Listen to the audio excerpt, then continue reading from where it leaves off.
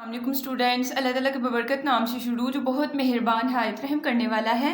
आज का हमारा लेक्चर है मूवमेंट ऑफ इनर्शिया पे। ठीक है, सबसे पहले आपके पास इनर्शिया क्या है। देखिए, इनर्शिया वर्ड इनर्ट से निकला है, जिसका मतलब होता है कि इनअबिलिटी। ठीक है, कि अगर टू डू नथिंग मतलब कुछ ना करने की जो आपके पास एबिलिटी है। लेट्स सपोज कि आपके पास ये एक जो है पेंसिल और ये पड़ी हुई है, तो इस पेंसिल की कोशिश है कि मैं रेस्ट की हालत में हूँ, तो रेस्ट की हालत में ही रहूँ। ठीक है, अगर हम इसकी स्टेट को चेंज, इसकी इस हालत को जो है चेंज करने की कोशिश करें, इसको मोशन में लाने की कोशिश करें, तो इसकी प्रॉपर्टी है किसने रजिस्ट करना है। इसने कह रहे हैं नहीं, मैं मोशन में, मुझे मोशन रेस्ट में हूँ, मुझे रेस्ट में रहने दें। ठीक है, और अगर ये मोशन कर रही है तो ये मोशन में ही रहेगी। ठीक है, इसकी कोशिश होनी है कि मैं रेस्ट में ना हो, तो इस प्रॉपर्टी को बोलते हैं इनर्शिया। ठीक है, अब आपके पास जितनी बड़ी बॉडी होगी उतना ज़्यादा उसका इनर्शिया होगा, जितनी छोटी बॉडी होगी उसका उतना ही कम इनर्शिया होगा। एक आप जो है साइकिल के टायर को देखें, और एक कोई बड़ी गाड़ी है, कोई बस वगैरह, उसके टायर का देखें। ठीक है, या ट्रैक्टर का टायर देख लें। ठीक है, तो अगर आपके पास जो है साइकिल के टायर को अगर आप मोशन में लाने की कोशिश करोगे, उसको अगर क्या करोगे, उसको रोटेट करवाओगे, तो वो आपके लिए करवाना आसान है। लेकिन इसके मुकाबले में एक ट्रैक्टर के टायर आपको पता है कितने बड़े बड़े होते हैं, तो उनको अगर आप मोशन में लाना चाहते हैं तो वो मुश्किल है। तो मतलब कि आपके पास जो ट्रैक्टर का टायर है उसमें इनर्शिया ज़्यादा है, उसमें ये सलाहियत ज़्यादा है कि उसका अगर दिल है कि मैं मोशन में ना हूँ, तो वो ज़्यादा जो है रेजिस्टेंस क्रिएट करेगा। ठीक है, ज़्यादा वो रजिस्ट कर सकता है, हमें रोकने की कोशिश कर सकता है कि मुझे मोशन में ना लेके आओ। ठीक है, तो इनर्शिया आपके पास एक बॉडी की प्रॉपर्टी है। ठीक है, क्या प्रॉपर्टी है? To resist change in its state, कि उसकी जिस हालत में पड़ा हुआ उसके अगर उसको आप चेंज कर दो तो उसको रेजिस्ट करता है कि ना चेंजिंग लेके आओ। ठीक है, और मूवमेंट ऑफ इनर्शिया आपके पास क्या है? कहता है movement of inertia is the property of a body to resist change in its state of rotatory motion. अगर तो आपके पास लीनियर मोशन हो रही है, ठीक है, लीनियर मोशन हो रही है, तो आप वर्ड बोलोगे इनर्शिया। लेकिन आपके पास अगर सर्कुलर या आपके पास रोटेशनल मोशन हो रही है, तो उसके लिए वर्ड बोला जाता है मूवमेंट ऑफ इनर्शिया। इनर्शिया का मतलब क्या है? रेजिस्टेंस। ठीक है, रेजिस्ट करना। लेकिन मूवमेंट का मतलब होता है रोटेट या घुमाओ, उर्दू में हम इसको बोलते हैं घुमाओ। ठीक है, घुमाओ। तो जब कोई बॉडी घूम रही हो तो उस वक्त जो रेजिस्टेंस होती है उसको बोलते हैं मूवमेंट ऑफ इनर्शिया, और इसका फार्मूला होता है I is equal to M R square. ये हम इसकी डेरिवेशन भी आज करेंगे। ठीक है, तो रोटेटरी मोशन करते हुए किसी बॉडी की प्रॉपर्टी कि वो उस मोशन को जो है, अगर एक बॉडी मोशन कर रही है तो वो उसकी ये खसूसियत है कि वो क्या करेगी कि वो चाहेगी कि वो रोटेट ही करती रहे। लेकिन कुछ ना कुछ एक्सटर्नल फोर्स, कोई ना कोई रेजिस्टिव या ग्रेविटी की फोर्स लगती है जो उसको रोकने की कोशिश कर रही होती है, इसलिए बॉडी आपकी रुकती है। अगर वो बॉडी रेस्ट की हालत में पड़ी है, वो रेस्ट की ही हालत में पड़ी रहती है, उसमें इतनी एबिलिटी नहीं होती कि वो मोशन कर सके। ठीक है, तो अगर उस बॉडी को हमने मोशन करवाना है तो हमने कोई ना कोई उसको एक्सटर्नल फोर्स देनी पड़ती है। ठीक है, तो ये एक बॉडी की प्रॉपर्टी होती है कि अगर वो रेस्ट में है तो वो कहेगी मैं रेस्ट में ही रहना चाहूँगी। अगर आप उसको मोशन में लाने की कोशिश करेंगे वो तो रोकने की कोशिश करेगी कि नहीं, मुझे रेस्ट में ही रहने दो। और अगर आप मोशन वो कर रही है तो उसमें ये प्रॉपर्टी है कि उसका दिल है कि मैं मोशन में ही रहूँगी, मुझे रोकने की कोशिश ना की जाए। तो कोई ना कोई उस पर फोर्स लगा के उसको या तो मोशन में लाया जाता है या उसकी मोशन को रोका जाता है। ठीक है, एक गाड़ी आ रही है तो अगर आप उस गाड़ी पे क्या करो, फोर्स लगाओगे, तो फोर्स लगा के आप उसको रोकने की कोशिश कर रहे हो। ठीक है, या एक गाड़ी रेस्ट की हालत में तो आप पीछे से धक्का लगा के तो उसको मतलब कोई ना कोई उस पर फोर्स लगा के तो फिर उसको मोशन में लेके आते हो। ठीक है, तो कोई भी बॉडी खुद से रेस्ट में नहीं आती या खुद से मोशन नहीं करना शुरू कर देती, बल्कि उस पर कोई ना कोई एक्सटर्नल फोर्स लगती है। ठीक है, और उस फोर्स को वो रोकने के लिए जो खुद रेजिस्ट कर रही होती है, उसको रोक रही होती है, उसको बोलते हैं इनर्शिया। ठीक है, अब आपके पास लीनियर मोशन होगी, लीनियर मोशन के लिए इनर्शिया बोलोगे, और एंगुलर या सर्कुलर या रोटेटरी मोशन के लिए आप बोलोगे मूवमेंट ऑफ इनर्शिया। तो देखिए, आपके पास क्वांटिटीज़ हमने कौन कौन सी क्वांटिटी पढ़ी है? हमने डिस्प्लेसमेंट पढ़ा है, हमने वेलोसिटी पढ़ी है, हमने एक्सेलरेशन, हमने फोर्स, इस तरह की क्वांटिटीज़ पढ़ी है। लीनियर अगर हो तो डिस्प्लेसमेंट को एस के साथ जाहिर किया जाता है, वेलोसिटी को वी के साथ, एक्सेलरेशन को ए के साथ, फोर्स को एफ के साथ। लेकिन हम मूवमेंट ऑफ इनर्शिया हमारा टॉपिक है, तो मतलब हम सर्कुलर या रोटेटरी मोशन के हवाले से चीज़ों को पढ़ेंगे। तो जब आपके पास रोटेटरी या एंगुलर मोशन हो रही हो तो एस को चेंज कर देते हैं थीटा के साथ, वी को ओमेगा के साथ, ए को अल्फा के साथ, मतलब एक्सेलरेशन जो है उसको अल्फा के साथ जाहिर किया जाता है, और फोर्स को टार्क के साथ। ठीक है, आपके पास जो घूमती है चीज़ उसमें टॉर्क होता है, ठीक है। लेकिन आपने एक बॉडी पे एक टायर है, लेट्स सपोज ये टायर पे आप फोर्स लगाते हो, तो ये फोर्स क्या करेगी, इस टायर को घूमने पे मजबूर करेगी, ये घूमता घूमता आगे जाएगा। तो फोर्स जो है वो टॉर्क का काम करती है, टर्निंग इफेक्ट क्रिएट करती है, इसलिए टॉर्क फोर्स को जो है वो टॉर्क के साथ या टॉर्क के साथ जो है वो रिप्रेजेंट किया जाता है। किसमें, जब आपके पास एंगुलर या रोटेटरी मोशन हो रही हो। इसके साथ हमने रिलेशन भी पढ़े हैं कि लीनियर और एंगुलर क्वांटिटी का आपस में क्या रिलेशन है। तो अगर हम डिस्प्लेसमेंट की बात करें तो एस बराबर होता है आर थीटा के, ठीक है, इनका आपस में ये रिलेशन होता है। अगर वी की बात करें तो वी बराबर होता है आर ओमेगा के, ठीक है, वी बराबर होता है आर ओमेगा के। अगर एक्सेलरेशन की बात करें तो ए जो है बराबर होता है आर अल्फा के, ठीक है। और अगर एफ की बात करें तो आपके पास जो है टार्क जो है टी बराबर होता है आर एफ के, ठीक है। तो ये इनके आपस में रिलेशन है, इसमें से हम लोग रिलेशन आज के टॉपिक में ये वाला यूज करेंगे, ठीक है। तो चलिए अब कैलकुलेशन करते हैं, ठीक है। अब आपके पास जो है मूवमेंट ऑफ इनर्शिया का, अगर मैंने आपको फार्मूला दिखाया है, मूवमेंट ऑफ इनर्शिया को आई के साथ जाहिर किया जाता है, इसका फार्मूला होता है एम आर स्क्वायर, ठीक है। तो ये हम निकालेंगे, फिलहाल मैं आपको वैसे समझा रही हूँ कि इनर्शिया जो होता है वो दो चीज़ों पे डिपेंड करता है, एक मैस ऑफ द बॉडी और दूसरा आपके पास डिस्टेंस, ठीक है। लेकिन डिस्टेंस कहाँ से लेके कहाँ तक का, ये चीज़ आपके पास अहम है। तो देखिए, अगर आपके पास कोई सर्कुलर आपके पास मोशन हो रही होती है तो उसका कोई ना कोई एक्सिस होता है या उसका कोई ना कोई सेंटर होता है।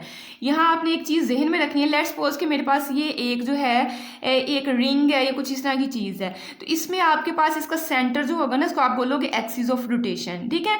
ये अगर मैं इसको रख देती हूँ, लेट्स सपोज मैं इसको नीचे रख देती हूँ, मुझे समझाना आसान होगा, ये इसका एक्सिस ऑफ रोटेशन है। और यहाँ से आपके पास यहाँ से लेके इस पॉइंट तक, मतलब कि एक्सिस ऑफ रोटेशन से लेके सर्कमफेरेंस तक जो आपके पास फासला है या लेंथ है, इसको हम लोग बोलते हैं रेडियस, ठीक है।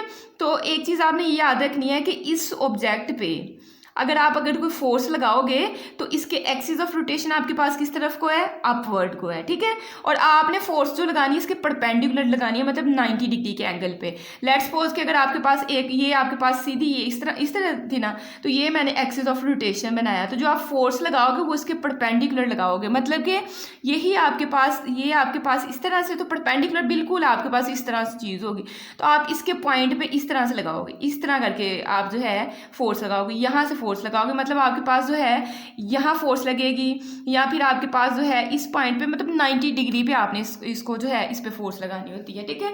तो इसकी जो है calculation of movement of inertia करते हैं। सबसे पहले by Newton second law of motion F बराबर होता है एम ए के। हमने पढ़ा है कि एक बॉडी पे अगर फोर्स लगाई जाए तो उसकी सिमत में एक्सेलरेशन प्रोड्यूस होता है, ठीक है। तो हमने वहाँ से F is equal to m में एक रिलेशन निकाला था। अब देखिए, अभी मैंने आपको सिखाया है कि हम रिलेशन जो है लीनियर और एंगुलर का यूज़ करेंगे, तो ए की जगह आप आर एल्फा पुट कर सकते हो ना, तो इस ए की जगह हमने क्या पुट कर दिया, आर एल्फा पुट कर दिया, ठीक है। यहाँ आप मेंशन कर दो, यहाँ आप ये लिख सकते हो, we now relation between linear and angular momentum is a is equal to r alpha, फिर ए की जगह ये पुट कर सकते हो। अब देखिए, हमने जो है एफ है लीनियर, ये लीनियर के लिए हमने न्यूटन का सेकंड लॉ था, अब हमने एंगुलर में लेके जाना है, तो एफ को जो है वो किसके साथ जाहिर किया जाता है, टॉर्क के साथ या टॉर्क के साथ, और टॉर्क का फार्मूला होता है आर क्रॉस एफ। तो एफ तो मेरे पास है लेकिन आर नहीं है, तो मैं क्या करूँगी, multiply both sides by r. तो इसको एफ को भी आर के साथ मल्टीप्लाई इस साइड पे कर दिया और इसको भी आर के साथ करेंगे, तो देखिए एक आर पहले, एक आर के साथ आप और मल्टीप्लाई करोगे तो आर का क्या बन जाएगा, स्क्वायर बन जाएगा। बात की समझ आई कि नहीं। अब आपने पढ़ा हुआ टॉर्क का फार्मूला कि आर एफ होता है, टॉर्क बराबर होता है आर क्रॉस एफ के, ठीक है। ये आपने किस में पढ़ा था, 9th क्लास में, ठीक है। आर एफ साइन थीटा होता है, लेकिन मैंने अभी समझाया कि आपके पास जो है परपेंडिकुलर आपने फोर्स लगानी है, तो साइन परपेंडिकुलर का मतलब होता है 90 डिग्री का एंगल, तो साइन 90 पे आपको 1 दे देगा, तो ये आपके पास साइन जो 90 है वो 1 हो जाएगा, तो पीछे आपके पास आर एफ बचता है, ठीक है। तो ये आपके पास इसकी जगह आपने टॉर्क लगा दिया और बाकी आपने चीज़ वैसे की वैसे रहने देनी है। अब देखें आपके पास, अगर हम नोट करें, अगर मैं इस इक्वेशन को और जहाँ से हम स्टार्ट हुए थे, ठीक है, हम लीनियर से एंगुलर, क्योंकि हम इनर्शिया नहीं पढ़े, हम मूवमेंट ऑफ इनर्शिया पढ़ रहे हैं। अगर इनर्शिया का केस होता है तो एफ बराबर होता है एम ए के। अब आपके पास जो है सर्कुलर ये रोटेटरी मोशन हो रही है, तो एफ को आपने टी में लेके जाना था, तो ये हम ले गए हुए हैं। तो मतलब कि फोर्स को हमने, लीनियर फोर्स को हमने एंगुलर फोर्स में चेंज कर दिया, ठीक है।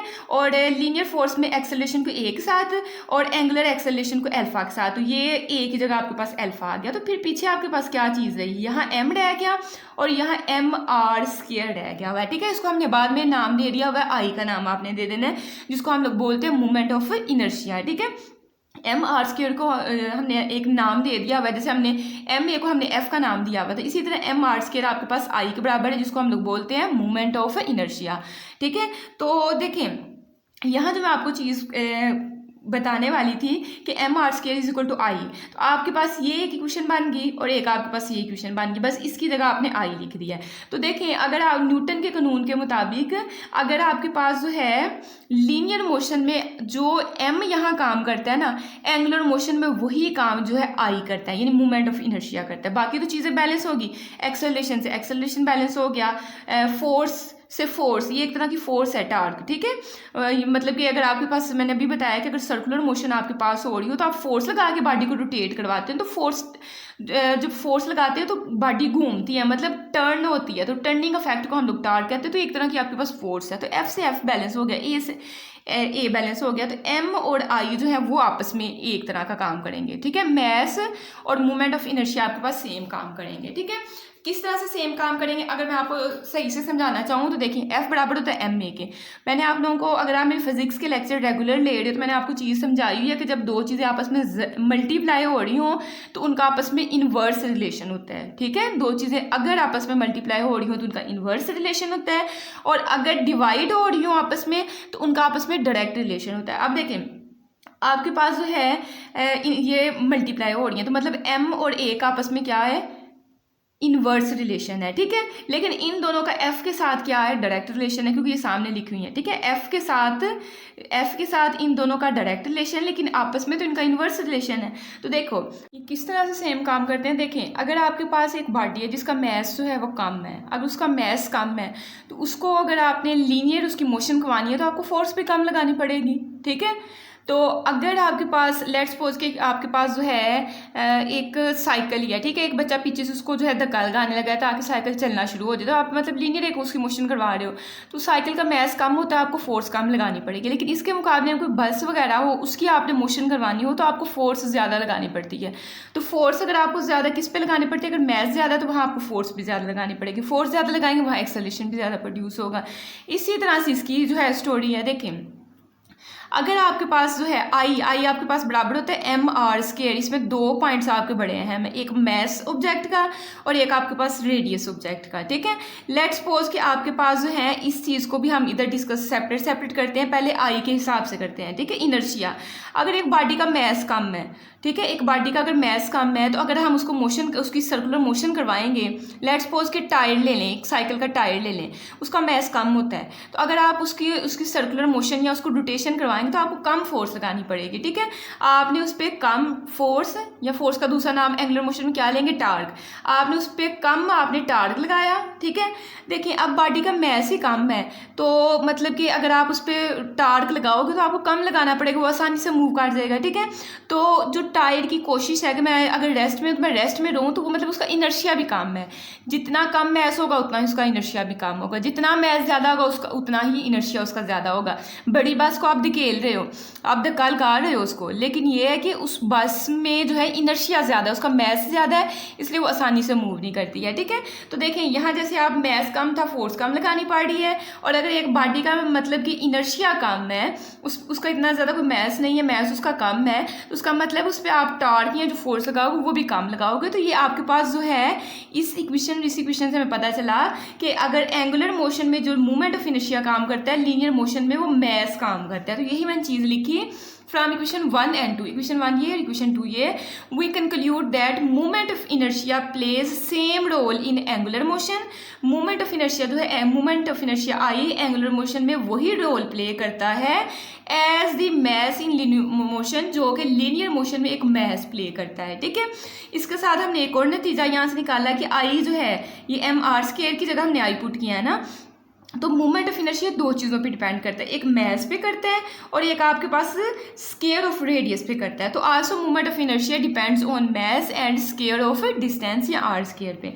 अब इसकी एग्जांपल मैं आपको दूं, अगर आपके पास रिंग है, रिंग जो आप फिंगर्स में पहनते हो, तो वो आपके पास क्या होती है, रिंग जो होती है सेंटर से खाली होती है, उसका सारा मास जो होता है वो साइडों पे होता है। लेट्स सपोज कि मेरे पास यही अगर एक मेरे पास जो बैंगल है, तो इसका सारा मैस जो यहाँ है, दरमियान में कोई मैस नहीं, खाली है।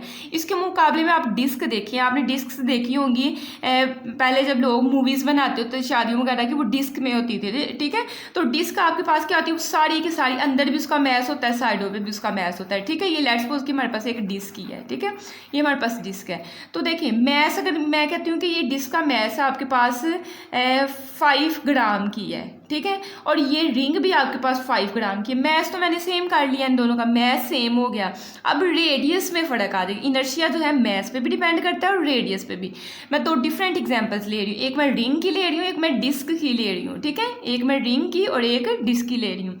अब मैस आपने सेम कर ली, ये वैल्यू आपकी कांस्टेंट होगी। अब रेडियस में किस तरीके से फ़र्क आएगा, अगर हम रिंग की बात करते हैं तो ये दरमियान में तो उसका कोई मैस नहीं, दरमियान से तो वो खाली है, तो उसका मैस सारा जो है ये साइडों पे है।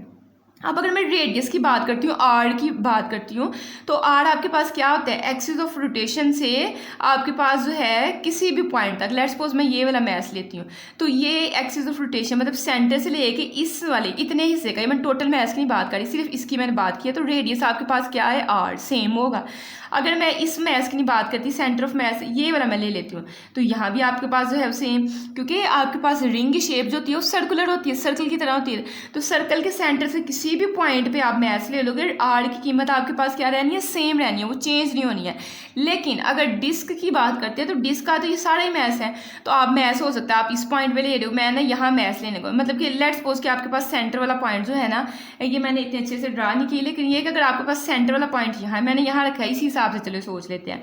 तो हो सकता है आप मैस यहाँ ले रहे हो, एक बच्चा कहता है मैं मैस यहाँ लेना है क्योंकि ये सारा इसका मैस है डिस्क का, एक बच्चा कहे नहीं मैंने इस जगह पे लेना है। तो आर की वैल्यू में, लेंथ में, ये जो सेंटर से लेके इस पॉइंट तक जो है आपके पास या सर्कमफेरेंस तक जो फासला है वो फ़र्क आ रहा है, ठीक है। तो मूवमेंट ऑफ इनर्शिया आपके पास मैस पे भी और रेडियस दोनों वैल्यूज़ पे आपके पास डिपेंड करता है, ठीक है। बात की समझ आई कि नहीं। अब डिस्क का मैं यहाँ ये मूवमेंट ऑफ इनर्शिया यहाँ तक निकालने लगी, तो ये आर की वैल्यू छोटी है, तो यहाँ से आंसर मूवमेंट ऑफ इनर्शिया का आपके पास कम आएगा। क्यों कि आपके पास जो है मैस का जो मैस यहाँ जो पड़ा हुआ है वो बहुत कम रेडियस पे है, और इसके मुकाबले में मैं एक और आंसर निकालूँ, ये यहाँ से लेके यहाँ तक, तो आर की वैल्यू बड़ी हो गई है, तो इस वजह से आपके पास इनर्शिया का आंसर भी आपके पास बड़ा आएगा। तो मूवमेंट ऑफ इनर्शिया की डिपेंडेंस होती है मैस पे होती है और स्क्वायर ऑफ रेडियस पे आपके पास होती है, ठीक है। ये बात भी आपको समझ आनी चाहिए। उसके बाद हम लोग बात करते हैं मैस डिस्ट्रीब्यूशन। ये मैंने चीज़ अभी आपको समझाई है कि आपके पास जो है रिजिड बॉडीज़ जो है, most rigid bodies have different mass concentration at different distances. वो उनका मैस की कॉन्सेंट्रेशन जो होती है डिफरेंट जो है होती है, ठीक है, डिफरेंट प्लेसेस पे डिफरेंट होती है, ठीक है, क्योंकि उनका फासले का फ़र्क होता है। मैंने डिस्क की अभी एग्जांपल दी है, तो अगर ये सेंटर है तो आप यहाँ भी मैस ले सकते हो, क्योंकि डिस्क दरमियान से खाली नहीं होती, उसका सारा ही मैस आपके पास 5 kg है, ठीक है। डिस्क में सेंटर में एक छोटा सा सुराख होता है, बाकी सारा उसका मैस होता है। तो डिफरेंट डिस्टेंस की वजह से जो है इनमें मैस की डिस्ट्रीब्यूशन भी डिफरेंस होगी। कहता है from the axis of rotation which means the mass distribution is not same. Mass की डिस्ट्रीब्यूशन हर जगह, मैस की तकसीम हर जगह सेम नहीं होगी। एक डिस्क में देख लें, एक रिंग में देख लें, मैस का डिफरेंस है, डिस्ट्रीब्यूशन डिफरेंस है। अगर आप रिंग में देखें तो सारा जो मैस डिस्ट्रीब्यूट हुआ है वो सर्कमफेरेंस इसी जगह पे है, सेंटर से वो खाली है। लेकिन डिस्क में देखें तो सारी डिस्क में मैस फैला हुआ है, मतलब डिस्ट्रीब्यूशन का इनका फ़र्क है। अब हम लोग जो है निकालेंगे अपना फार्मूला टार्क का जो है, टार्क टी बराबर है आई अल्फा और I equal to M R square निकालेंगे, ठीक है। हमने क्या किया कि हमारे पास एक जो है बॉडी है, ठीक है, एक हमारे पास बॉडी है और उस पर हम लोग डिफरेंट मैसेज ले लेते हैं। आपकी बुक पे जैसे आपके पास बना हुआ है, लेट्स सपोज मेरे पास M1 है, ठीक है, ये सेंटर है आपका, ये एक्सिस ऑफ रोटेशन है। फिर मैं यहाँ एक मैस ले लेती हूँ जिसका नाम हम रख लेते हैं M2। अगर ये M1 मैस है तो इसका डिस्टेंस या रेडियस R1 होगा, ये M2 मैस इसका रेडियस R2 होगा। एक और बढ़ा लेते हैं रेडियस, ये यहाँ कहीं एक मैस ले लेते हैं M3, इसका रेडियस आपके पास R3 हो जाएगी। ऐसे डिफरेंट आपके पास मैसेज है, इनका जो है हमने टार्क निकालना है, मूवमेंट ऑफ इनर्शिया निकालना है। तो सबसे पहले मैं M1 वाले मैस की बात करती हूँ, उसका टार्क निकालती हूँ। तो टार्क का अभी आपने फार्मूले 2 देखे हैं, देखें आपके पास टार्क बराबर होता है एम आर स्क्वायर एल्फा के, ठीक है। या ये कर लें या आई एल्फा वाला कर लें, आपकी अपनी मर्जी है, ठीक है। तो अगर मैं एम वन वाले का निकाल दूँ तो एम वन आर वन का स्क्वायर एल्फा वन या आई वन एल्फा वन आपके पास आ जाएगा, ठीक है। अगर मैं जो है मैस टू एम टू जहाँ हमने लिया उसका अगर हम लोग टार्क निकालते हैं तो एम टू आर टू का स्क्वायर एल्फा टू और आई टू एल्फा टू, यहाँ आपके पास ये हो सकता है, ठीक है, दोनों फार्मूलों में, या एक भी पुट कर लें। अगर मैं मतलब तीसरे का, चौथे का, पांचवे का एन मैसेज का करती हूँ तो आपके पास क्या आ जाएगा, जहाँ जहाँ वन लिखा वहाँ वहाँ आपके पास एन आ जाएगा, एम एन आर एन का स्क्वायर और एल्फा एन आपके पास, ठीक है। अब हमने टोटल टार्क निकालना है कि टोटल जाहिर सारी बॉडी ने रोटेट करना है तो टोटल टार्क निकालेंगे। वो टोटल टार्क कैसे आपके पास आएगा, पहले टार्क को, दूसरे को, फिर उसके बाद तीसरा, सारी वैल्यूज़ को एन तक प्लस करके आपके पास आएगा। अब टा वन का आपके पास आंसर जो है यहाँ से देख के आपने पुट कर लिया, टा टू की जगह उसका आंसर, टा थ्री की जगह उसका आंसर, टा एन की जगह आपने उसका आंसर। अब देखिए आपके पास एक सख्त बॉडी है, एक रिजिड बॉडी है। अब आपके पास सख्त बॉडी है तो जब मोशन करेगी तो उसका हर पार्टिकल जो है वो सेम एक्सेलरेशन के साथ मूव करेगा, मतलब सेम डिस्टेंस कवर करेगा, सेम उसका एक्सेलरेशन होगा। लेकिन अगर आपके पास रिजिड बॉडी ने दो सेपरेट बॉडीज़ हैं तो हो सकता है ये मूव कर रही है, एक थोड़ा ज़्यादा फासला और एक कम फासला तय कर रही हो। लेकिन एक बॉडी की हम लोग बात कर रहे हैं तो एक बॉडी में जब रोटेशन होगी तो सेम उनका एक्सेलरेशन होगा। तो यहाँ हम लोग लिखेंगे since the body is rigid so all masses are rotating with same angular acceleration। अगर बॉडी रिजिड है तो उनका एक्सेलरेशन सेम है, तो alpha one, alpha two, alpha N, हर एक की जगह आपने एल्फा एल्फा एल्फा आपने पुट कर देना है, ठीक है। नेक्स्ट आपने क्या करना है, इस सारी वैल्यूज़ में से एल्फा को बाहर निकालिए तो अंदर ये वाली वैल्यूज़ रह जाएंगी। इसको आप किस तरह से लिख सकते हैं हम लोग, तो इन सब वैल्यूज़ को आप प्लस कैसे लिखेंगे, समीशन की फॉर्म में लिखेंगे, I runs from one to N और एम आई आर आई का स्क्वायर और ये अल्फा आपने बाहर सेपरेटली लिखना है। I runs from one to N, I की वैल्यू वन से लेके एन तक। देखें अगर आप आई की जगह यहाँ वन पुट करते हैं तो दोनों मतलब आई की जगह वन वन पुट करेंगे तो एम वन आर वन का स्क्वायर आपके पास पहली बन जाएगी। जब आप टू पुट करेंगे तो एम टू आर टू का स्क्वायर सेकेंड बन जाएगी। इस तरह तीसरी, चौथी और लास्ट वाली एन वाली करेंगे तो एम एन आर एन का स्क्वायर, ठीक है। जब यहाँ से वैल्यूज पुट करती जाएंगे तो ये समीशन भी आपका खत्म हो जाएगा।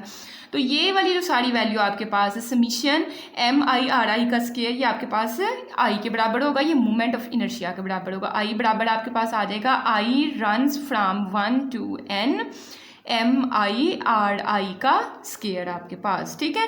तो ये आपके पास आ गया मोमेंट ऑफ इनर्शिया का आंसर। लेकिन कितनी बॉडीज़ के लिए, एन पॉइंट मैसेज के लिए। एक डिस्क है तो उसमें आप डिफरेंट डिफरेंट प्लेसेस पे एन पॉइंट्स ले सकते हो, यहाँ मैस यहाँ डिफरेंट प्लेसेस पे ले सकते हो। तो उसके लिए मोमेंट ऑफ इनर्शिया का आपके पास फार्मूला ये बन जाएगा, ठीक है। अब आपने करना है इसको किस तरह से, अटैम्प्ट है बिल्कुल एग्जैक्ट जैसे मैंने आपको समझाया। आपने इतनी ही इंग्लिश लिख के इनकी डेरिवेशन करनी है। स्टार्ट में थोड़ी सी इंग्लिश मैंने ऐड नहीं की, वो आपने करनी है, ठीक है। पहले आपने मोमेंट ऑफ इनर्शिया की डेफिनेशन लिखी, उसके बाद फार्मूला आपने लिखना है, फार्मूले के बाद यूनिट भी इसको बताना है। तो इनर्शिया का यूनिट क्या होगा, देखिए मैस का यूनिट होता है किलोग्राम और रेडियस होता है मीटर में, और रेडियस का स्क्वायर है तो एम स्क्वायर, तो इसका यूनिट हो गया किलोग्राम एम स्क्वायर, ठीक है। ये आपके पास हो गया। उसके बाद calculation of moment of inertia आपने जब लिखना है तो यहाँ आपने थोड़ी सी जो है इंग्लिश ऐड आपने करनी है। यहाँ से calculation of movement of inertia, यहाँ से देखिए आपके पास बच्चों एक बॉडी है जिसको हमने सर्कुलर ट्रैक में मूव करवाना है, ठीक है। लेट्स उसके लिए आपने कहना है कि हमने एक मैस ली है, ठीक है, एक आपके पास बॉल टाइप आपके पास एक मैस है, ठीक है। लेकिन इस आपके पास जो है मैस है और इसको अटैच किया गया एक रॉड के साथ, लेकिन कंडीशन ये लगानी है कि रॉड का मैस जो है नहीं है, मैसलेस है, कंसीडर करना है। जाहिर बॉडी का मैस होता है लेकिन इसका मैस ना होने के बराबर है, ठीक है। इसके साथ इसका ये वाला जो है बेरिंग पॉइंट जो है, ये पाइवोट पॉइंट, ये फ्रिक्शनलेस है, यहाँ कोई भी आपको रुकावट फ्रिक्शन की कोई फोर्स नहीं लग रही है। तीसरा पॉइंट आपने यहाँ मेंशन करना है कि इस बॉडी पे देखें ये आपके पास एक्सिस ऑफ रोटेशन है, इस पर जो आप फोर्स लगाओगे वो परपेंडिकुलर, देखें ये आपके पास एक्सिस ऑफ रोटेशन, यहाँ जो फोर्स आप हर पॉइंट पे लगाओगे परपेंडिकुलर लगाओगे।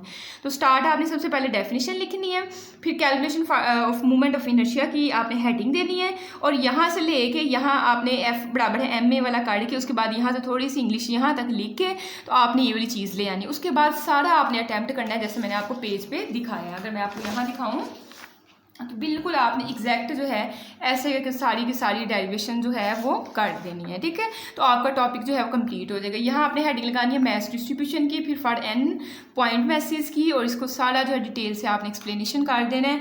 और इसके साथ आपने 2-3 चीज़ें और मेंशन करनी है, वो इसके आपकी साइड इन्फॉर्मेशन में आपको दी हुई है। सबसे पहले तो ऊपर वाली बात देखें आपके पास क्या लिखी हुई है, कहते हैं 2 सिलेंडर्स हैं हमारे पास, इनका मैथ सेम है। लेट्स सपोज इसका 5 किलोग्राम का मास है, इसका भी 5 किलोग्राम का मास है, लेकिन डिफरेंस किस चीज़ का उसने रखा है। देखें इसका जो है ये आपके पास जो सर्कुलर इसका जो आपके पास डायामीटर है, जो ये डायामीटर में फर्क है बच्चों। देखें आपके पास ये अगर सर्कल होता है ना, तो सर्कल का ये सेंटर होता है, और सेंटर से जो वो लाइन जो सेंटर से पास करे और सर्कल को 2 पॉइंट्स पे, देखिए 2 पॉइंट्स पे टच कर रही है, उसको बोलते हैं डायामीटर।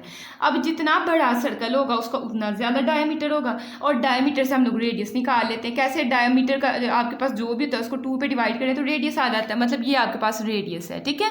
तो मतलब इसका रेडियस ज़्यादा है, इसके किसके मुकाबले में? ये छोटे इसके मुकाबले में। देखें ना, ये इसका सेंटर और इसका रेडियस आपको बिल्कुल ना होने के बराबर, यहाँ रेडियस आपके पास काफ़ी ज़्यादा है। तो कहता है अगर आपके पास इक्वल मैस है, ठीक है, कहते हैं 2 सिलेंडर्स ऑफ इक्वल मास, दोनों का मास 5 किलो के दोनों है, लेकिन the one with the larger diameter, A का डायमीटर ज़्यादा है और दूसरे का डायमीटर कम है। तो जिसका डायमीटर ज़्यादा है कहता है has the greater rotational inertia, उसका इनर्शिया ज़्यादा होगा। इसकी रीज़न क्या है? इनर्शिया का फार्मूला होता है mr², m उसने कॉन्स्टेंट करवा दिया है, ए का आर बड़ा है, ठीक है, इसका आर बड़ा है और इसका आर छोटा है। तो देखिए इनर्शिया मैस पे भी डिपेंड करता था, रेडियस पे। मैस आपने कॉन्स्टेंट कर दिया लेकिन रेडियस तो नहीं ना कॉन्स्टेंट, तो जितना रेडियस बढ़ेगा उतना आपके पास इनर्शिया बढ़ेगा। तो बड़े सिलेंडर का रेडियस ज़्यादा, इसका मतलब इसका इनर्शिया ज़्यादा है, इसका रेडियस कम है, इसका इनर्शिया आपके पास कम होगा। इसके साथ आपके पास एमसीक्यूज में आपके पास क्या क्या आपको दे रहा है, कहता है कि अगर आपके पास थिन रॉड है, इस तरह की रॉड है, तो उसके लिए मोमेंट ऑफ इनर्शिया का फार्मूला होता है 1/12 ml का स्क्वायर, ठीक है। उसके बाद अगर आपके पास हुप है, हुप भी कहते हैं जैसे आपके पास रिंग नहीं होती जो दरमियान से खाली होती है, उसके लिए आपके पास मोमेंट ऑफ इनर्शिया का फार्मूला होता है I = mr का स्क्वायर। फिर आपके पास सॉलिड डिस्क हो या सिलेंडर हो, आपके पास डिस्क हो या सिलेंडर हो, तो डिस्क आपके पास वो जिसका ये अंदर वाला जो पार्ट होता है वो भी मैस ही होता है, मतलब वो खाली नहीं होती है, उसके लिए I = 1/2 mr का स्क्वायर। और आपके पास कोई सफ़ियर टाइप शेप हो, लेट्स सपोज आपके पास मैंगो उसकी क्या है, ऑरेंज की शेप है, अंडे की है, मतलब सफ़ियर टाइप, थोड़ी बॉल टाइप आपके पास हो शेप, तो उसके लिए आई की वैल्यू होती है 2/5 mr स्क्वायर। ये एमसीक्यूज के लिहाज से बहुत अहम है, ये आपने करना है, ठीक है।